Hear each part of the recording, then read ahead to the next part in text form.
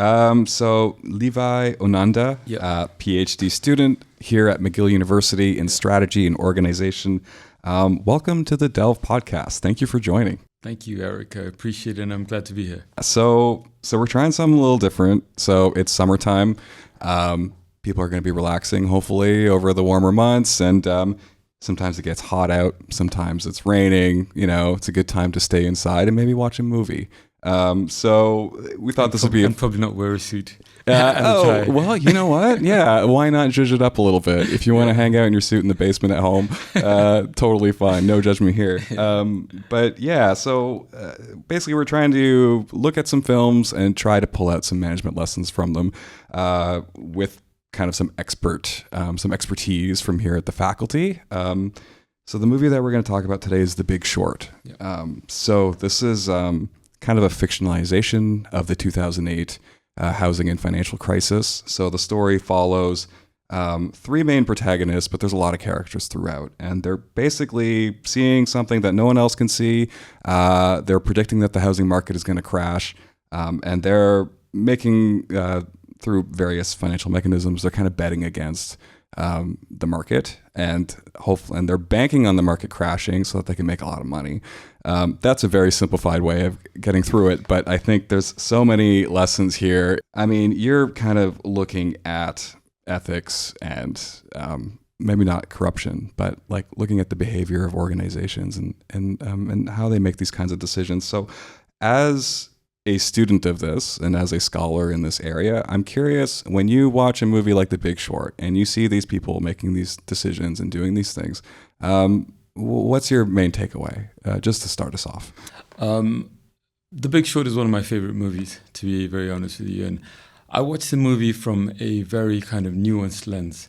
So my own background is I started off as a fraud investigator with PwC in London, and then in Kenya, and I've worked in litigation support in various cases, including corruption cases. So I'm watching the movie from the perspective where I have literally been involved in some of the largest fraud investigations in Europe, in Asia, and also in the context of Africa. In addition, I'm also a scholar of the mechanics of ethical decision-making. So I think from my perspective, the movie is extremely fascinating. And I focus on three particular areas. So the first is what I refer to as bounded rationality. That's the idea that in as much as we like to think that we are well-reasoning and very rational, that is always, it is always in a sense bounded, and it is always imperfect. The second area that I'd probably discuss from this particular movie is something I call imperfect morality as well. So this is the fact that we often operate in environments that have pro-social incentives, but also perverse incentives. And that's like a dynamic that we always have to kind of navigate. And I think the third thing that emerges from here is something that I call the need for bifocality. Sorry for the academic jargon. No, go for it. Like, so what does that mean? Yeah, so bifocality is the idea of, in order for us to understand our settings, it makes sense to have both a telescope to see what's far off, but also a microscope to see what's close by. And it's not really an either or. And I think that what that means is that in this case, we could say that one of those is like the use of intuition, a fuzzy or hazy logic, and the other is more clearer, more evidence-based, more nuanced, more data-driven. And I think to the extent that those themes emerge in this movie, so you can see people using hazy logic, but also data-driven logic, and I think those who ultimately made something out of this entire crisis were those who were able to be bifocal rather than just being, kind of single in that sense. Yeah. That's really interesting. Yeah, because I think that speaks a little bit to like just the level of abstraction that we've reached in our financial system. Like, we've come a long way from like bartering like this chair that I made for, a cow on a farm. Then we moved on to cash money to be able to exchange for goods and services. And then now we reach this level where we have these like kind of abstract securities and that kind of thing that we're able to shuffle across like, in seconds and trade them along. So it's like, I think... I wonder if you could speak a bit more about that, because I think there's a danger there once we remove ourselves so far from the product. Yeah, so I really love that question. It's a great question because I actually have spent a lot of time studying corruption. If anything, I'd say that 10 years or so of my career have been focused on corruption. And there's a phrase by a Malaysian scholar called Said Al-Atas. I think he passed away in 2007. And in his book in 1968, he talks about a concept called literary transmutation. And I know you're a communication expert, so he talks about the idea of intentional abstraction and intentionally almost like embellishing certain very, very ugly concepts. So, for example, we have the idea of, let's just say, some very common examples. So in the context of Kenya, when you're referring to a bribe, you don't say bribe, you say tea, or you say snack, or you say lunch.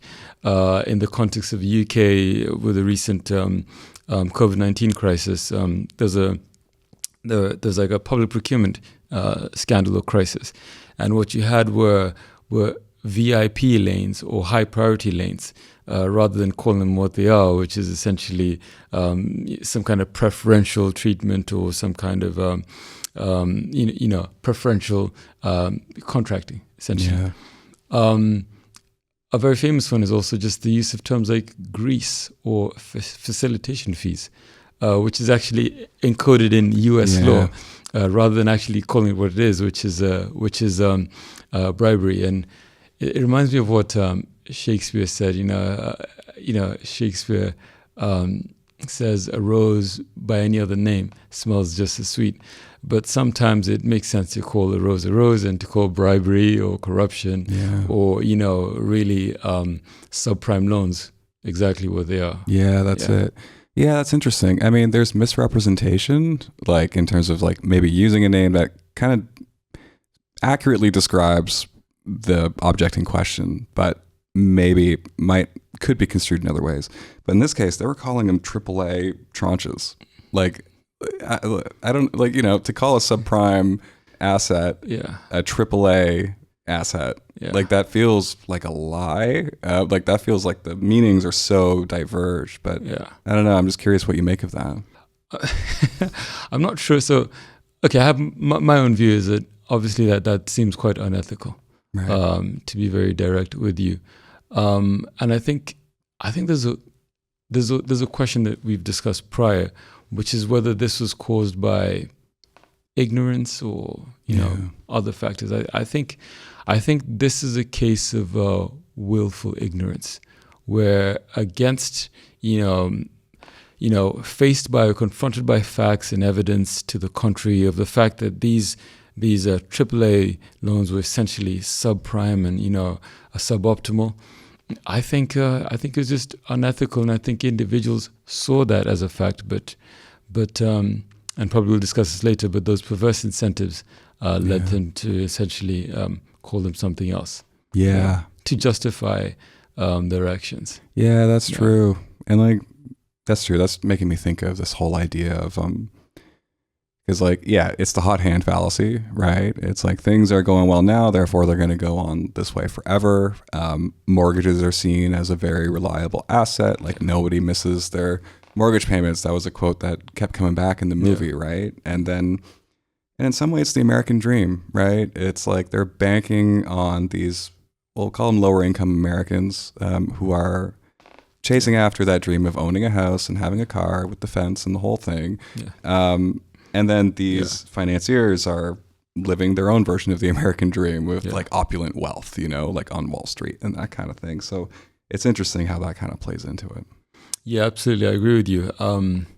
I think so. So of course, as I understand the hot hand fallacy, it's an analogy it draws from basketball. Like score a three. Basically, the idea that a winning streak won't end. And yeah, I definitely think that that's the case. And I think that we have to recognize that, we do exist in an environment where, as I mentioned before, bounded rationality is a reality that we have to navigate. But how do we, the question that one asks is, how do you try and overcome such situations? And I think one thing that helps at a collective level is fostering a culture of essentially an obligation to dissent. Where employees feel that they, if they disagree with a certain view or the data says otherwise, do they feel comfortable to actually voice those concerns? And then at an individual level, I'd probably say what might help is the idea of embracing counterfactual logic. The idea that, but what if, or assuming the facts were different, or, yes, assuming these loans are AAA in one scenario, but what if they actually aren't? Yeah. What does this mean for the market in that case? So I think that those are some possible solutions in that respect. Yeah, definitely. Yeah, I mean, Steve Carell's character, he tried that, right? Like he went to the SEC, the Securities and Exchange Commission, and then he went to different investors on Wall Street too to talk about this particular issue. Or was it Steve Carell's character?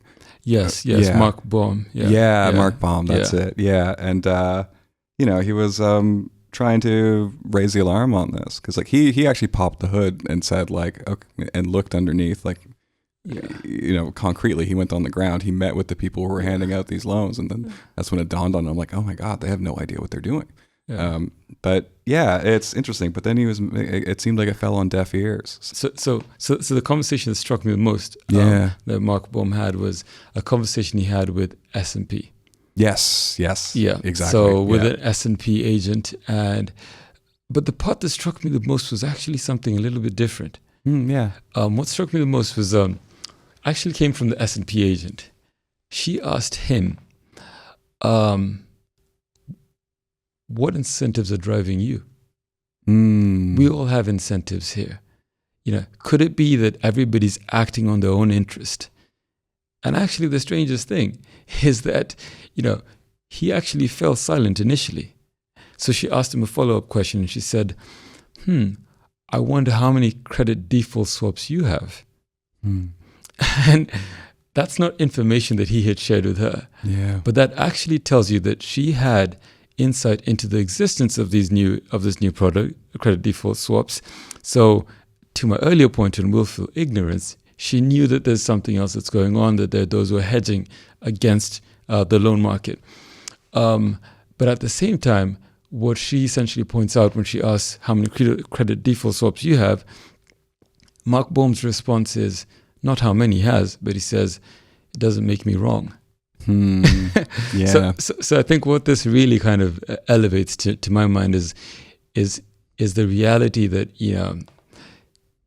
hypocrisy is a strong word, so I'd probably just say that we all navigate worlds of cognitive dissonance. Where Mark Baum, yes, he's a moral crusader and he's trying to, save the world and improve the market. But at the same time, in doing so, he actually wants to make a massive profit, and he probably knows the market is not going to listen to him anyway. So I think that those are some of the nuances that we kind of have to navigate. And I think that on either side, moral superiority isn't very beneficial. Yeah, that's interesting. So then, how much power do you give to the structures that we operate in? Because like you said, all these characters, like they're all operating in a financial system. Money is the name of the game there. And in some ways, it seems like even though Mark Baum specifically, he's framing it as a moral question, but he's also trained in finance. So it's kind of all funneled through this lens of money making, which so that's a very powerful thing when you're in an environment that promotes a certain kind of thinking. So I'm just curious, is there a way to get out of that when you're in it? It's a great question. Let Okay, maybe I'm disclosing some of my bias here, but I did have a leaning towards Dr. Michael Burry, and I think one of the strengths that he had, in my view, to answer your question, is that by virtue of so he's got doctoral training clearly, so by virtue of that, one could say that he has a nuanced sense of analytical, investigation and inquiry, and I think that generally helps where you can analyze things as objectively as you can, but also critically evaluate situations. And I think that's necessary when you're able to look at a system for what it is, but also kind of step out. I think you're asking a bigger question as well. Are there some fundamental flaws in that ecosystem? Not just that, because my background is in communications, and we talk a lot about structuralism. The idea that our environment can have these profound shapes and can profoundly shape how we think and interact with each other. Doesn't mean we're powerless against them, but So Eric, that's a great question, and it takes me back to like the third point I made at the start of this session, which is around bifocality. I think that it's a misnomer and a mischaracterization when we think about just merely person-centric agency and decision-making versus environment-centric agency and decision-making. I think it is always a combination of the two. So, for example, in criminology and legal issues, which I've also studied, as I say, crime is non-random. Even someone who's involved in crime, who's perpetually often involved in crime, doesn't consistently engage in crime. They pick certain environments and certain situations, or at least those situations also bring that out. At the same time, you can find an individual who's rarely ever involved in criminal situations, and just. I think one of the things that strikes me is so Dr. Burry, in at least two of his meetings, he walks out with literally the mugs from his meetings, and one could argue that may seem harmless, but that would probably be using one of those rationalizations. But really, one could say that's also asset misappropriation. He's stealing them. He is actually stealing them. Right. But he's justifying because he's had a great meeting, he's shook hands, and probably they're going to exchange a lot of money at the end of the day. And it's the idea of why in hotels towels are the most pilfered item. This idea that, I paid for my hotel stay and I can walk away with an asset that's not mine. So in my view, really, does the person who steal towels from a hotel, are they fundamentally criminal, or did the opportunity, did the environment also present something to the situation? I think it was a mix of both, to be honest. Yeah, totally. So then, okay, so taking a step back for a minute, like if I'm in a position of, one of these big companies who didn't see this coming, right? What could I have done? Like there was a culture of ignorance, but I don't know. Like how could I have insulated or protected myself a little bit from the crash? It's a good question, but I'm not sure I agree with the premise as well. Sure, yeah, hit me. Slightly because I'm not sure I believe that a lot of these, especially the seniors in these big organizations, didn't see it coming. I think, as I mentioned, there are perverse incentives at various levels. So as we've seen in the movie, there are literally, bonuses flying around, people high-fiving left, right, and center. Good point. Yeah. In addition, this is like, in reality, the head of the Treasury Secretary in the U.S. Was Hank Paulson Jr. was the ex-CEO of Goldman Sachs. Yeah. So in a sense, in such an ecosystem where an insider is at the head of the Treasury, where there's an atmosphere of professional revolving doors, that brings about this notion of, things being a bit too big to fail. So from my perspective, I am not sure that they didn't see this coming. I think that they saw this coming, and I think that there was no downside. Yeah. So that's specific to the situation. But in any other context, maybe there's a CEO at the top, and there's a potential for some kind of a bubble, economic bubble. I think I'd really just say make sure that the team surrounding you consists of convergent and divergent thinkers. I think that's always helpful. And then in that context, ensure that they are emancipated enough to actually object when necessary. So that's probably what I'd say. Yeah, that makes sense.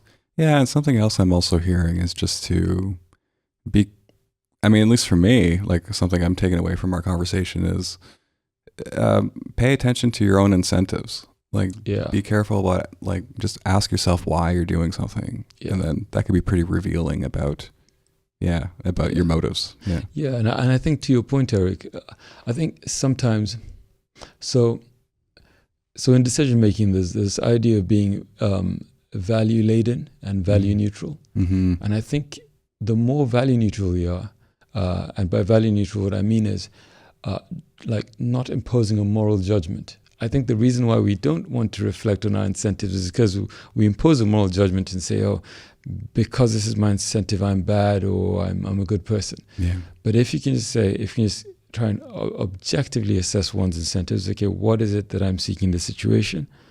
And then follow the train of thought as neutrally as we can, almost as if we're doing it in third person. Yeah. I think that would be helpful, and then possibly having followed that train of thought, bouncing it off other individuals who can then weigh in. Yeah, definitely. And then you can kind of measure too, am I behaving in a way that aligns with my values? Before you attribute value to it, it's because we all have our own set of standards and values, and so that's interesting. Yeah. Wow. Okay. Well, I think it's a good place to end. So, like I said, this is something different. So to our viewers out there who enjoyed this kind of conversation, let us know, leave a comment, leave a like, send us an email. I'll leave my email in the show notes in the description. Levi Olanda, Onanda. Onanda, yeah. Thank you. Levi Olando, PhD student in strategy organization here at McGill. Thank you. Really appreciate your time. Thanks, Eric. It was a pleasure.